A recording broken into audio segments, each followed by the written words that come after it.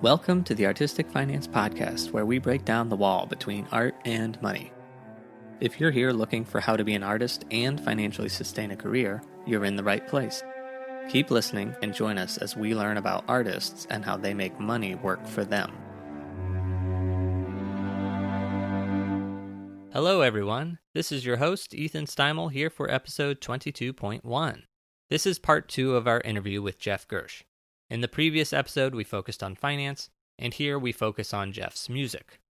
A special thank you to my Patreon patrons who get the episodes early, and, of course, thank you to everyone who is listening. I'm thrilled you're here.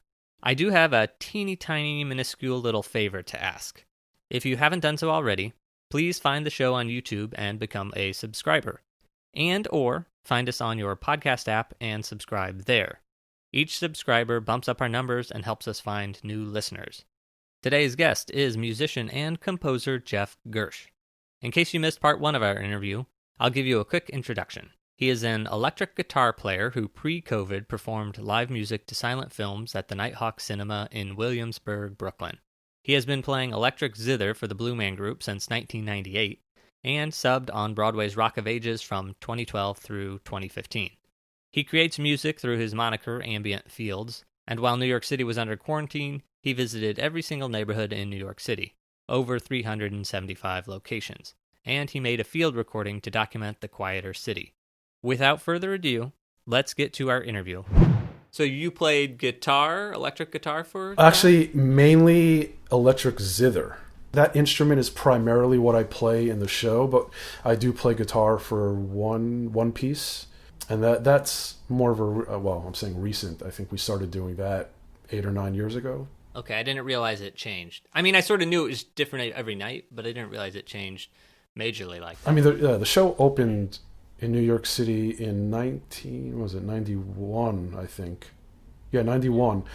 Unlike a lot of like Broadway shows where, it's written for, it's a very specific thing and the show is put up and nothing changes. It's very rare that anything changes, nothing major. But Blue Man has always been a living, breathing entity. Like the guys who created the show were basically commenting on pop culture back in like the mid-late 80s, kind of holding up a mirror to what, culture at the time, and sometimes mocking it, sometimes, building upon it to make new art. But, the things that were relevant in the late 80s are mostly irrelevant right now, especially to younger kids.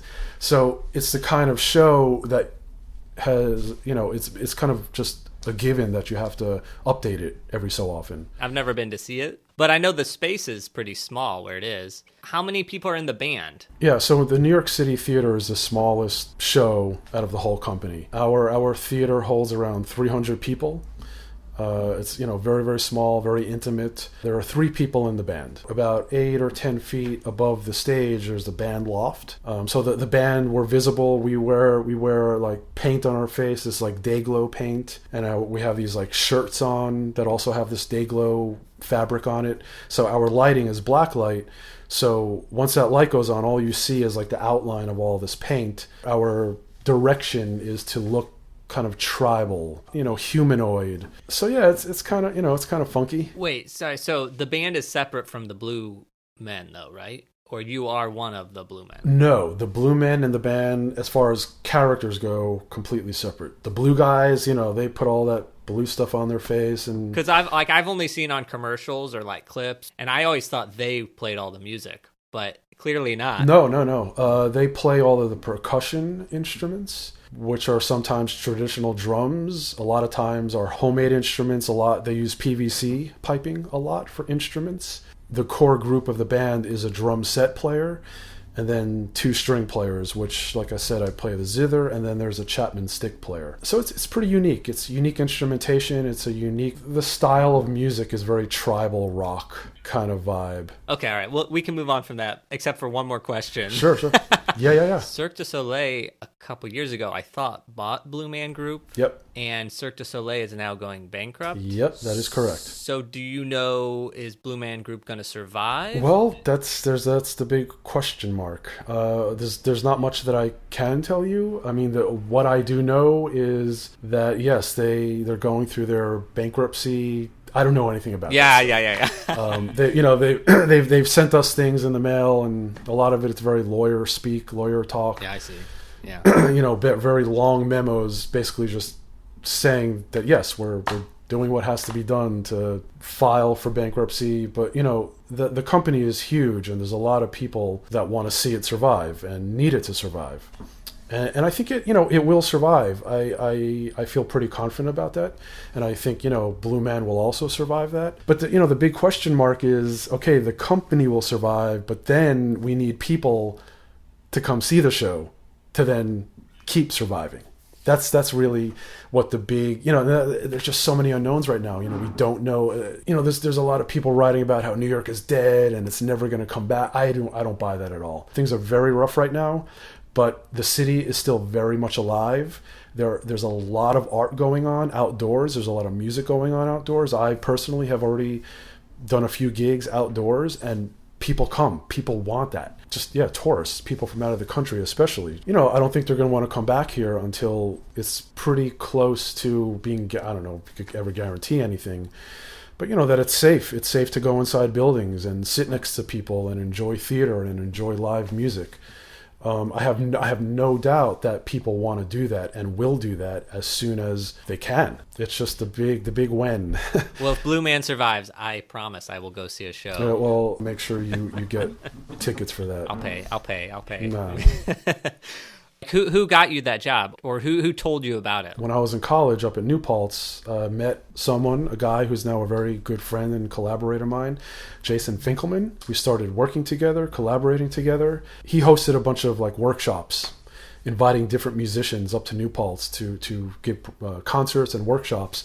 And one of them was this guy, Bradford Reed, who at the time was the full-time zither player in Blue Man Group. So this is back in 1994. So by way of Jason, I met Bradford.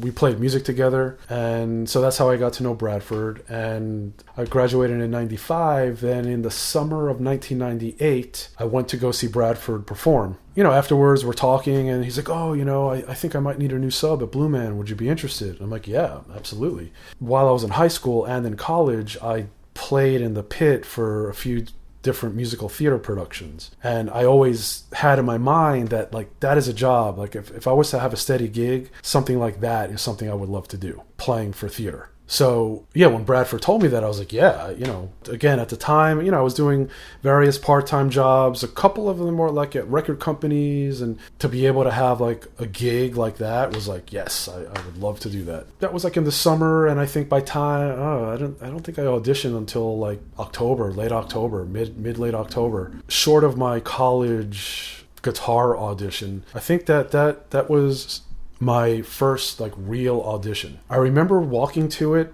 feeling really confident, I was excited, and I wasn't nervous, and I was surprised. But then I get there and I sit down at this zither, something I'd never seen before. Oh no, I'm sorry. First, I did see the show about a week or two before I auditioned, but I didn't go up to the band loft. I didn't see the zither. But, I saw the show and got a feel for what the music was like. And I was like, yeah, it seems like something I could do and definitely would want to do. So then, yes, I show up to the audition, and we go up to the band loft, and I sit down at this instrument that I had never seen before or really heard of. And I was like, whoa, that's when I started thinking too much, and I got really nervous. And my friends start showing me what I should do, what I should play, and you wear these a thumb pick and a finger pick, and I'm going to play the zither, and my picks are flying off, and I'm getting all frazzled, and I was like, oh my god, just focus. And I didn't really think it was that great of an audition. It was very short. I played a couple of different things, and So you were playing an instrument that you had never played before? So the thing is with the zither, if you're a guitar player, there are things about the guitar that that you could translate to the zither. In a sense, you could look at it like it's a guitar on a table. So you'll see it's a pretty like intimidating instrument because it's got tons of strings on it, and when you have no clue what's what, it's like, whoa, it was pretty scary. So yeah, my mind just got the best of me, and I did what I thought was the best that I could given the info that I had. And yeah, before I knew it, the audition was over, and my buddy's like, okay, yeah, I'll give you a call later. And there was one other guy that was auditioning as well. I left the theater and I was like, I blew it. There's no way I'm getting that gig. Like I completely messed up, and I was mad. I was sad. I was like, I blew my opportunity. I even had a dream about it that night. Like it, Oh, wow. And then, the thing is, my friend said he would call me later, and he never called. Oh, no. So I was like, no, you're like agony, It's like, what are you doing to me? So the next day, it's like, okay, I have to call him because I need to know, It's like, you can't just leave me hanging. So I call him up and he's like, yeah, you sounded great. Everyone liked you. Everything went good. But he's like, it seems like the other guy is a little more available. And I'm like, whoa, anytime you need me at that theater, I will be there. Because again, the jobs that I had at the time, if I had to like quit that day, I would quit that day. I know it's not a cool thing to do, but this is like my life, Right. Yeah. So I told him, I'm like, no, if you need me at the theater, whatever you need me to do, I will do it because I really want this job. And then he's like, all right, well, call up this other guy, David, and see if you could work out a training schedule and make sure to cater to what his schedule is like, to his availability. So I call up this guy, David, we chat, we talk about scheduling and what the training process is like. We're about to hang up and I'm like, well, is this still part of the audition? Like, what's going on? And he's like, well, I'm not training two people. This is back when Blue Man was still somewhat of a young company, and they didn't have the structure in place, like the strict audition process, and like HR was involved, and it was all the band. Like the band took care of hiring new musicians, and they told management, this guy's in the band now. It's not like that anymore. It's like a corporate structure now, HR and resumes and this and that, interviews. That was how I was told I was hired, was that I'm not training two people. A few days later, I showed up and started training. Yeah, it was late October of 1998, just before my 25th birthday. That's awesome. I love that, like, you got a gig, but it's like a permanent gig, or was, Well, at the time, it was part-time, because my friend Bradford, he was a full-time guy. And, sometimes, again, like the whole right place, right time thing. Yeah, my friend thinks so, like the structure changed a bit, and he kind of became more of a part-timer, and then someone else, the guy who trained me, that guy David, became the full-time zither player, and then he got promoted to like be a music director, and then that's when I became the full-timer. I was the full-timer, and my buddy Bradford, who got me the gig, then was my sub. So things changed, the roles changed, but I want to mention, we have a mutual friend, Sandy Garrett, who introduced us. She had introduced me to Ambient Fields, which is, what do we call Ambient Fields? Is that a project you've done? Is that an album you've done? Or is it you? It is me. That actually started out, I started playing live solo guitar for yoga classes. A friend of mine, she opened up her own yoga studio, and that's how I started doing it. And I decided I'm going to create a specific project for that. And I came up with the name Ambient Fields. That sounds like a great yoga music name, right? Yeah. No one gets rich teaching yoga. So it was hard to find studios that could pay for me to play the classes. And so Ambient Fields kind of turned from this yoga-specific project into anything that I did that fell under that ambient music category. That is Ambient Fields. So Sandy introduced me to that like 2 years ago, and then she reintroduced me to, during the time of Corona, when everything was locked down, you went out with a microphone all over New York City, to all the 5 boroughs, and you did this sort of soundscape project. Pretty early on, like within the first week that New York City was technically in quarantine. And I can't remember if it was something I read or a photo I saw. There's all these photos popping up of like, normally busy areas completely empty of people in the middle of the day. It made me realize that New York City is going to be the quietest it's probably ever been in modern times. Right away, like it kind of popped into my head to go to Times Square and record just put a microphone out and record for a little while. And I went there. It was a Sunday evening. I went there around around midnight. In normal times, Times Square would still be really busy. Cars, cabs, all the people dressed up in those animal or superhero costumes, tourists. It's if there's one part of the city that comes close to never sleeping, it's Times Square. And it was like the most surreal thing I've ever seen. It was, aside from law enforcement that was kind of stationed around, and you got to remember, this is way before, the Black Lives Matter stuff was happening, protests. So, but there was still law enforcement in the area, kind of stationed every block or so. But aside from that, there was no one there. And I stood there recording for about an hour. I think I saw no more than 10 people walk through the area. I felt like I was watching a weird, like a performance art piece that was just for me. I was like the sole audience member. Because cars, every now and then, ambulances would drive through, or fire department vehicles would drive through very slowly. Sometimes things seemed very choreographed, So it was just really, really strange, and also a little dystopian, because there were, and all the big, all the signs were still on. So, it's all bright lights, and, there are signs reminding you, cover your mouth, wash your hands.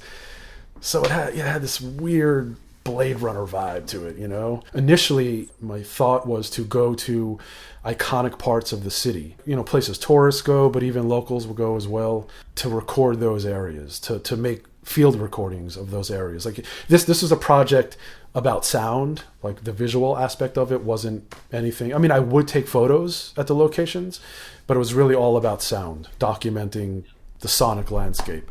Because even though in a lot of these photos you see of that were completely void of people and cars, these places were never silent. That's what photos don't show. It's like there's still a lot of sound happening, and there's a hum almost everywhere you go. Even in the suburbs, you hear electricity. So it's never ever silent. It's that's like kind of an impossible thing to achieve, is total silence. Right now, this project lives on a website. You pretty much said I visited every single neighborhood in New York City, at least 375 locations in all 5 boroughs. And in each of those locations, I made about a 5-minute recording. I would drive to the location, find where I wanted to go, put the microphones outside my window. Because, again, when this all started, we're like, not supposed to be outside. And it just felt right for me to just stay in my car and record that way. So yeah, I have over, close to 380 recordings, over 30 hours worth of sounds. And yes, I have made some collages with some of these sounds. I mean, because I went to the website and I was listening through some of them, and to me it sounded like they were mashups, but maybe they weren't. No. So that was all, you didn't orchestrate that. No, not at all. Interesting. I swore you did. I was like, wow, he really layered different voices on top of each other. Nope. This, I wasn't going out of my way to, for example, some of the recordings, you hear people talking or announcements that are very specific to this moment, to COVID and the virus. I got lucky. I just went to a location, press record, and that's like the little Easter eggs, The people you have in them, I think that's a testament to New York City, because it's like, here we are in the moment in history where this place is as quiet as it will ever be. And in your recordings, you hear people walk by talking to each other and stuff. Yes, we're shut down and silent, but still life is going on. There's still exactly.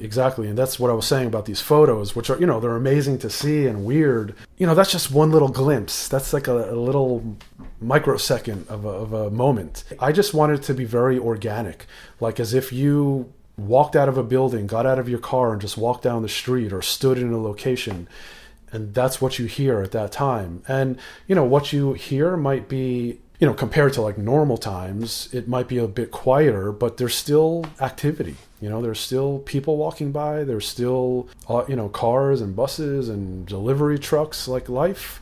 still had to go on here, you know? What is the website? You said there's the website for that. I can't think it off the top of my head. So the website for that specific project is nycsoundscovid19.com. I'll put links to all your stuff on the website page.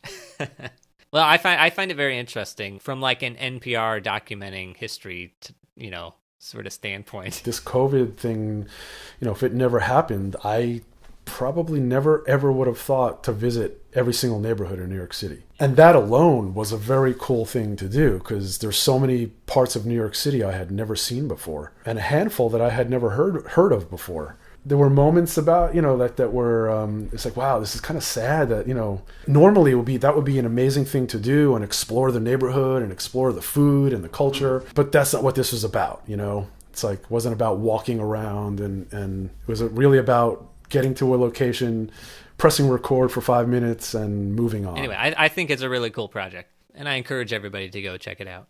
I was actually wondering how you made a living, because I was, researching you and being like, okay, I know Ambient Fields, and I know that Cityscape project, and then you have some other haunting meditational music type stuff that you've produced. And I was like, how does this guy make a living? That's the answer. It's the Blue Man Group is really, my bread and butter. And then, I especially in like recent years, I've been trying to do music residencies, travel somewhere and focus on my work. Most of the ones that I've done so far, I've had to pay to do, but I'm really trying to find the ones that will actually pay me, or give me a little bit of a stipend. And that's what I've actually been spending a lot of time doing now, because who knows what's going to happen next year? When theater will be able to come back. I think already in the past 2 months I've applied to at least 8 or 10 residencies for next year. Because I figure if I'm going to have all this time still, it would be nice to go somewhere and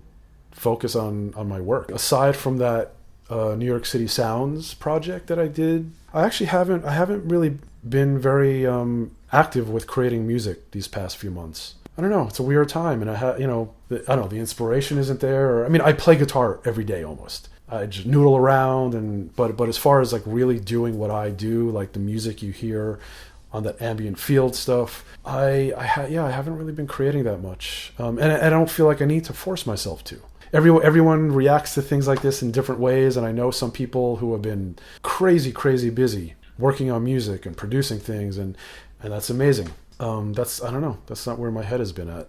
Or, I'm kind of creeping back into getting a little busier creating my own music. But specifically for next year, if I'm still going to be unemployed, I figure I should try to make, and I will, no matter where I am, even if I'm here at home, I will probably be more active in creating my music. This is just a random side note.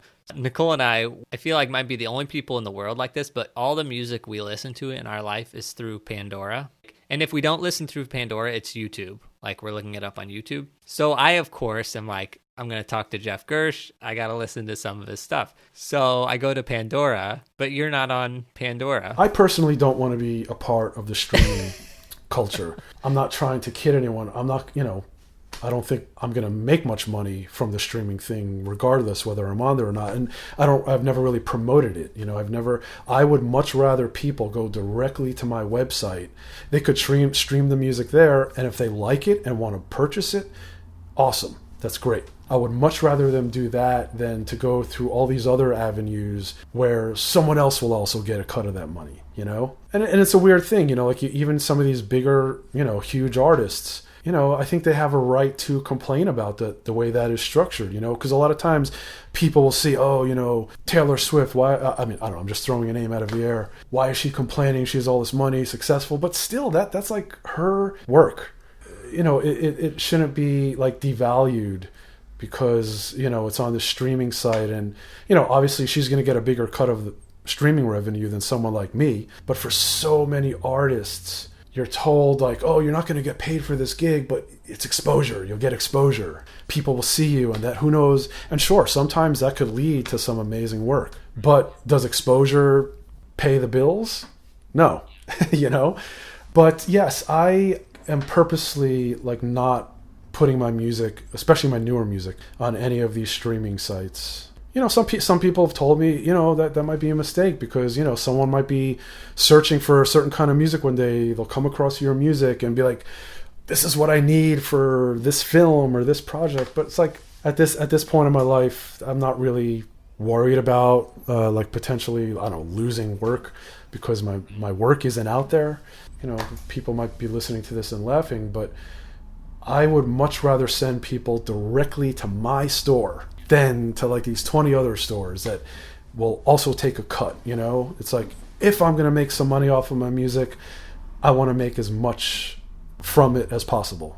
Does that make sense? Yep, it makes total sense. One of the things that I thought of shortly after I graduated college was that they really should have a class about money and finances. And specifically, the main thing that I thought about, just speak for what I do myself, like as a musician, teaching us how to like apply for grants and things like that. I'm not a good writer. I hate writing. Even after all these years of applying for grants and residencies, I hate it. I hate writing about myself. It's like, if I want to write about myself, I'd be a writer. I just want to play guitar, But that's part of the game. You gotta be able to talk to people about what you do. But I remember even telling one of my professors, a composition professor, I'm like, it would be amazing if like you had a class where you talk to because we don't know anything about this stuff. And it was funny, like, and this is, again, way back in like the mid 90s. And I remember I was shocked at his reply. He's like, well, there's not really even that much money out there, so I don't really see the point in doing that. And I was like, what? Oh man. And I don't know. I really was like, maybe he would see us as competition, because like that's total crap.